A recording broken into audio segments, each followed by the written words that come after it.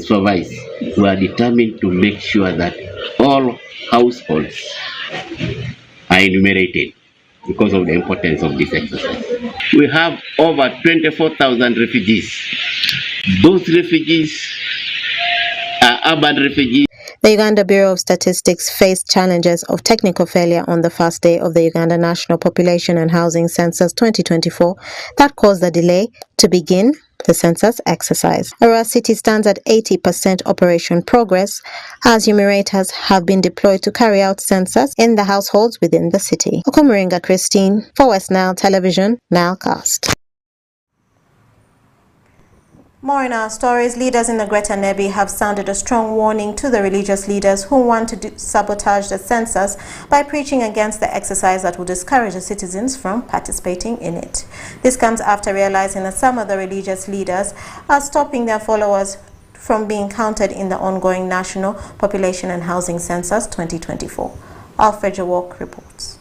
Stakeholders from Greater Nebi have expressed concerns over the alarming number of mushrooming churches in the areas where some of the cult religious leaders are sabotaging government programs. This was during an engagement with Nebi Resident District Commissioner Robert Abak to deliberate on the possible solution to make census exercises a success. Robert Abak reveals that a number of new churches are being established in the area without any other clear objectives and cautions the general public in the Greater Nebi to be vigilant when joining the churches. Abak has further challenged some religious leaders for wrongly using their positions to decampaign government programs and initiating conflicts in the communities rather than preaching the word of God. He promised to arrest such church leaders and will be prosecuted. But, we have devised a means to get to them. Some of their leaders may be arrested if they don't comply. That one there's no compromise. And then we shall ensure that they are counted, because counting begins from the 10th up to 19th. We shall be monitoring, and we have tasked every LC1 chairperson where these people are to alert the security through the supervisors who are there or through the enumerators. I know we shall manage them. Furthermore, Honorable Gabriel Ukumu, Okoro County Member of Parliament, faults some religious leaders for being unrealistic in their church activities. It is unacceptable that any sane religious person should refuse people to go for census. And our people, I am your leader. I am sending direct and straight message to all of you that do not listen, ignore anybody who is refusing you to censor. For us as human beings, even that leader of yours, we live here for very few years, but we are planning for the prosperity of this land. We are planning for your grandchildren.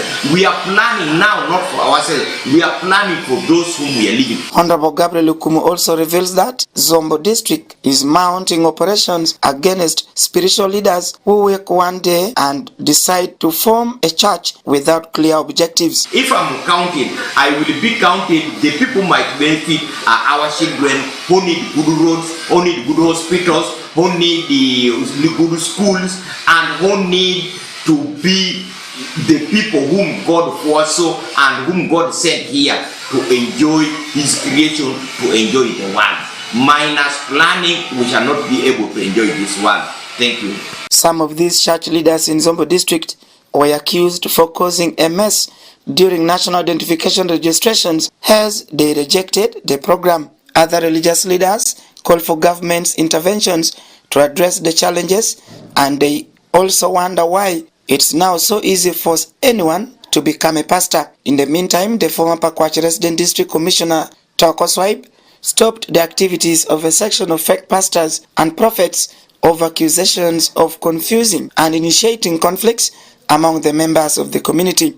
Today, the National Population and Housing Census has kicked off in the country, and it will take 10 days to ascertain the number of Ugandans for easy economic planning. Alfred Jawok, West Nile TV, NILE CAST. In Arua City, the interviews for the 84 shortlisted candidates for the probational Police constables for Arua City and Arua District took place on 11th of May 2024 at the West Nile Regional Motor Vehicle Maintenance Workshop Hall in Arua City, starting with the fitness exercise followed by medical examinations and oral aptitudes. The probational police constables for Arua City and Arua District interviews registered 100% turnout. Take a look. The interviews for the 84 shortlisted candidates for the probational police constables for Arua City and Arua District took place at the West Nile Regional Motor Vehicle Maintenance Workshop Hall in Arua City, starting with fitness exercise followed by medical examinations, written and oral aptitudes. In a press briefing, SCP Manana Francis Abudere, the interview team leader of the West Nile region, stated that there was 100% turnout to the interviews for the probational police constables, though some candidates who didn't apply and were not shortlisted turned up for the interviews. He further thanked the parents of the shortlisted candidates for sending their children to participate in the interview exercise. 84 candidates were shortlisted in Arua City and Arua Rural, and I think there is 100% turnout. Although some candidates who didn't apply that time and maybe thought they would just do it from here were also part of the team, but I told them to try another time. I want to thank the parents of Arua for sending their children to come and participate in the exercise, and ours is as transparent as you can see. The interview and award marks as a panel, and those who will be successful, wish them well to go and serve their country. The Senior Superintendent of Police, Josephine Anguchia, the West Nile Regional Police spokesperson, urged all the candidates who have completed the interviews to take good care of their lives, remaining disciplined as they await to be shortlisted by the Uganda Police for training. We urge all the candidates who have been through with interviews to take care of their lives. They should remain disciplined and wait for the day when they will be shortlisted by police headquarters to go for police training school. Many times our candidates are interviewed and they become successful just within that short spell of waiting. Some end up misusing their lives, like the young girls get pregnant, like for the men, at times they get wasted away, they start drinking, some get involved in criminal activities and they get arrested and so on. Because of that, they lose their chances of being recruited into government force. So we appeal to all the candidates who have completed interviews that they should remain law-abiding, they should take care of their lives and not involve in risky behaviors that can affect them. However, the final decision will be made by police headquarters. We shall present the results the way they are before police headquarters, and they're the ones to decide on the final number of those to be considered for training. And I believe the training will be shortly at the end of the interviews. It is not going to take long because it's a requirement that recruitments should end quickly. We get the successful candidates and they are to go and report to training immediately to serve a purpose for which they were recruited. The interviews for the probational police constables in the West Nile region commenced on the 6th of May 2024, seeing all shortlisted candidates turn up for the interviews in the districts of Nebi, Pakwach, Zombo, Madiokolo, Terego, and Arua. Okumaringa Christine, for West Nile Television, NILE CAST.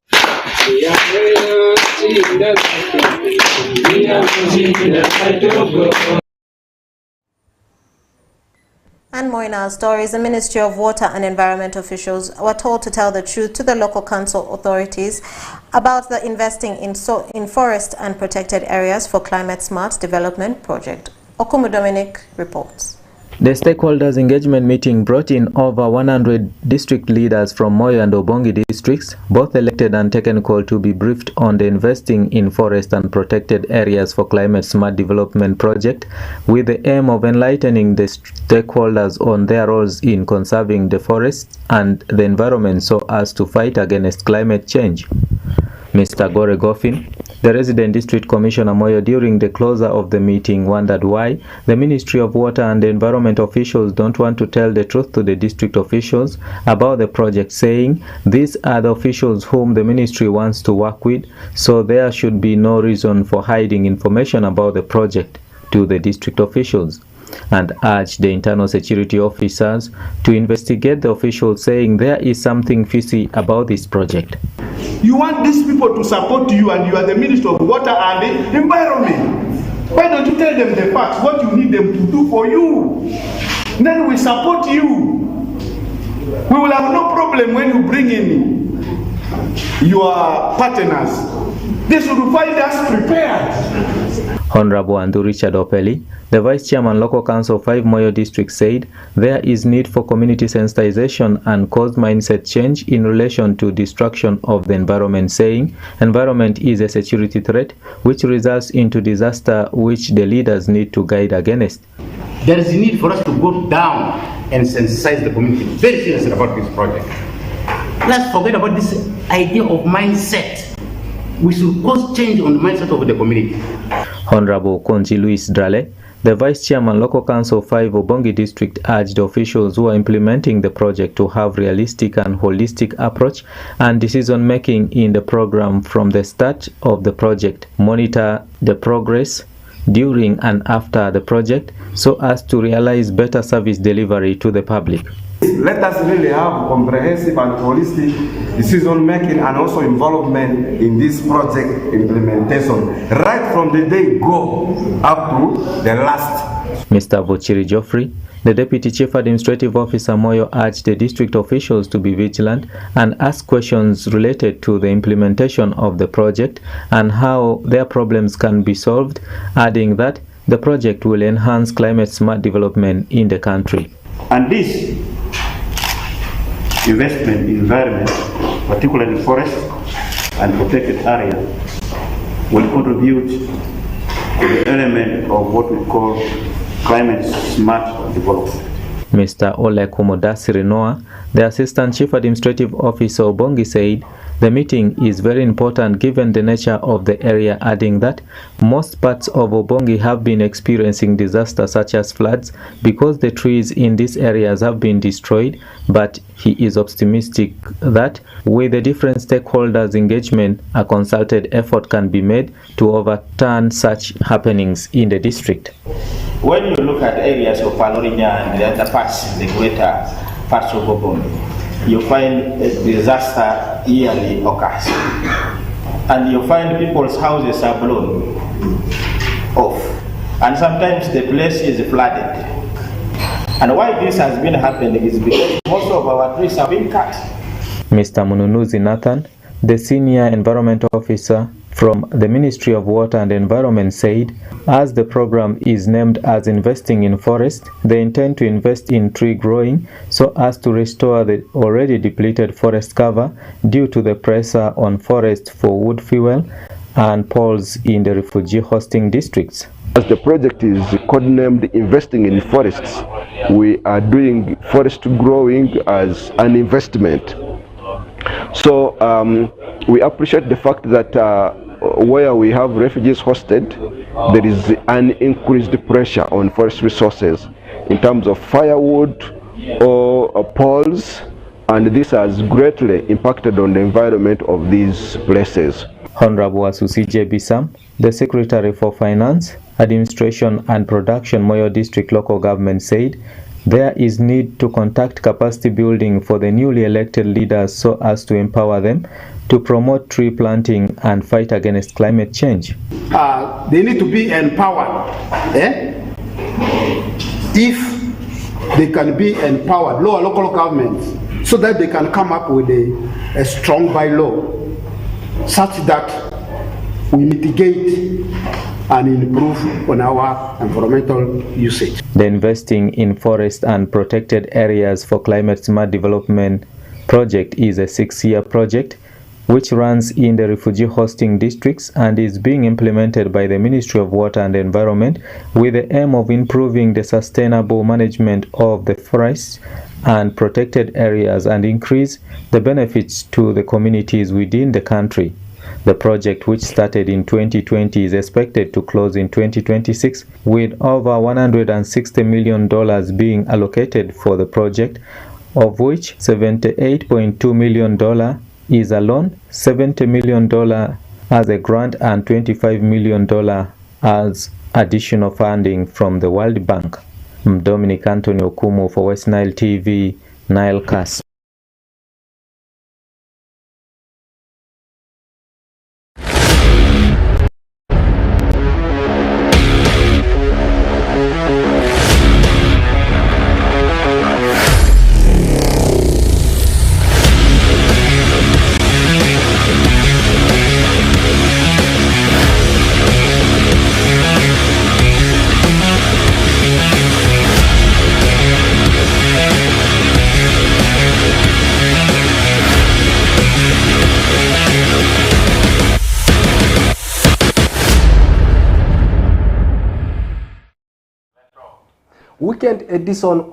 Weekend edition of Nile Cast Sports News. My name is Oraku Benson Pastore. I can confirm to you Ugandan sports, more especially the Department of Football, is getting interest in each and every day. And also the European football, more especially the English Premier League, is almost coming to an end. Before we talk about the saga in English Premier League, let's first take a look at what is happening in StarTimes Uganda Premier League. I can confirm to you very many games we have played this evening.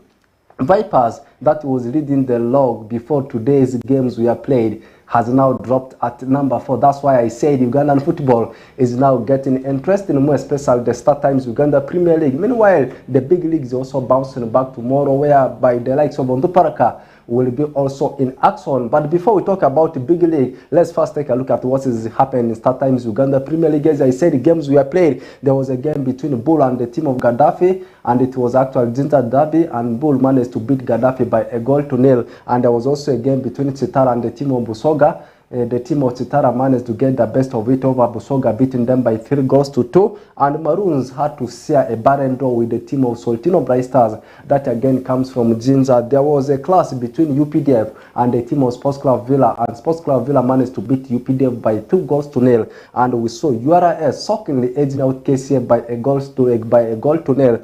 And lastly, that clash between Wakiso Giants and the team of Mbara City, where we saw Wakiso Giants beating Mbara City by 2 goals to nil. This one takes us to the highlights of how the log is looking like. The log is actually the table standing right now. The team which is leading the log is Bull, which is having 52 points. Second on the log is Airtel Chitara. After today's win, they're having 51 points. And also Sports Club Villa is at number 3 with 51 points. And top 4 is actually completed by Vipers with 50 points. As I said earlier on, before today's games, Vipers was at number 1, and after having that draw with the neck, they have slipped to number 4. That is how the table of StarTimes Uganda Premier League is looking like. Let's leave Ugandan football there and we jet to Europe and we talk about what is happening in English Premier League. We are all aware that the biggest encounter is happening tomorrow. It might be a title decider for the team of Arsenal, whether they will be in position to end the 19 years drought of not winning English Premier League title, as they will be visiting Old Trafford to take on Manchester United. Before we continue to talk about English Premier League, let's first take a look at the fans' verdicts ahead of tomorrow's encounter. I'm Colin Joffrey, a staunch Man U fan. Tomorrow, we shall spoil the party for Arsenal. Arsenal cannot beat Man U at Old Trafford, even if we are very weak in defense. And lucky enough, our key defender, Martinez, is back. So I know we shall not give any chance for Arsenal to celebrate a trophy at Old Trafford. I'm expecting we shall beat Arsenal 2-1. By name, I'm Abdul Samad Harun, a Liverpool fan, very strong one. As you can see, they asked me about the match tomorrow between Arsenal and Man U, right? According to me, I gave that match to Arsenal because Arsenal really want that match. Arsenal must win that match. If not, that's going to be the end of them. About winning the trophy. I think by now Man City are leading by 3-0. I think hopefully Arsenal need that game by tomorrow. Man U, no, I don't think Man U can win the game by now because as per now you can see how they are playing now. A lot of injuries. I don't think so. I give it to Arsenal. Rusi ba mombe man Rasul Scorpion ma transport road ya mazingaria akusira ma ontporka mpra dusire rekmalia ma timu Arsenal ma yune dusi mpra Arsenal bete ma piman manusko atore rena reason nere andra dia ma bichotoi 0-1 Ersar govlan vulera gogo golo swala bonza te dalane afazim praro prazlalenyo man yirse Arsenal in man chora mastero venene ama comment man to feora modere Bruce Bamon Benadi actually mo produce Arsenal pere manu bede re mo prazam boni ani alenia manu ni ermo Arsenal chora Risonere mo prason pere manu bede akbe ba obane baduni afako baduni fomuko erelo just ere awe and then home kande eka manu kate Arsenal vangwa then Arsenal no win then Arsenal kate manu vangwa then manu win just like that. So ani manu is going to win 2-1. Those are the fans' reactions and the predictions ahead of the encounter at Old Trafford between Manchester United and the team of Arsenal. Let's keep on watching the space and see how it will end. The two teams. That one won't be the only game taking place, and some games have already been played earlier on today in English Premier League, and the early kick-off game was actually between the team of Fulham and Manchester City. Manchester City keeps on piling the pressure on the team of Gunners, and they ran riot over Fulham at Private Cottage, demolishing them by 4-0. And there was a game between Bournemouth and the team of Brentford. This game took place at the Vitality Stadium. Brentford managed to beat Bournemouth by 2-1. And we saw Crystal Palace going away to Molyneux Stadium and managed to beat the Wolves at home by 3-1. The same scoreline West Ham United registered over the team of Luton Town, which also ended by 3-1. And Spurs had the best of it over the team of Burnley, confirming the relegation of Burnley, beating them by 2-0. And we are just some few minutes away for the kickoff of the game between Chelsea and the team of Nottingham Forest. Like I said earlier on, Arsenal up against Manchester United will be taking place tomorrow, and also on Monday in Monday Night Football there will be a clash between Aston Villa and the team of Liverpool. One thing I need to tell you about English Premier League right now is two teams have already been confirmed. They are going back to Championship. That's Sheffield United, and you also talk about Burnley. Right now, Sheffield, the City, rock bottom with 16 points, and Burnley, the second last, with the 24 points. And the team, I should say in advance, which is almost relegated, is the team of Luton. Right now, they are having 26 points. And the team which is sitting immediately ahead of them is the team of Nottingham Forest, but they have a negative of 31.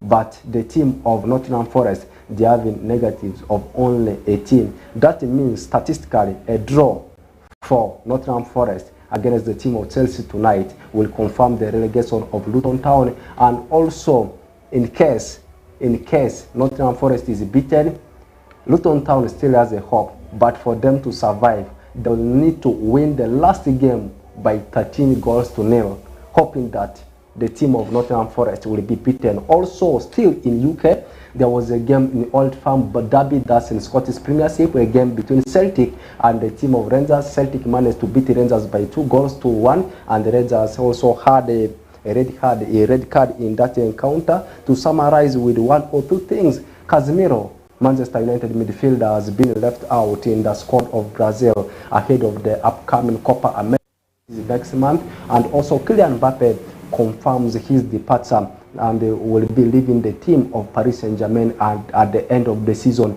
And it has been me, Benson Pastore, bringing it for you. Let's link up again on Monday, as I will be still feeding you with what is happening in the world of sports.